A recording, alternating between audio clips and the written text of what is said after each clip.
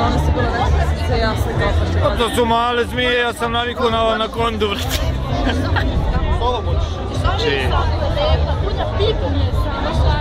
Pa normalno. Pipni slobodno, brate.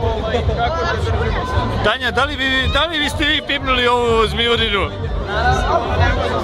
Reci, brate, kaži, reci. U čemu se tu zapravo radi sada?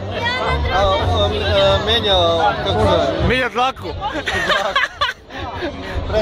Ajmo za YouTube, brate, jedan pozdrav, brate.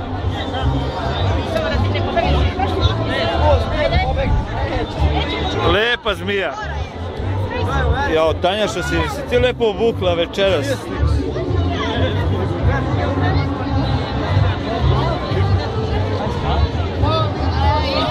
I šta ta zmija ne ujede uopšte? Ujede u torbici. Malo ga štrcne i to je to. Znači, brate, jao, wow! Dobro, pa šta?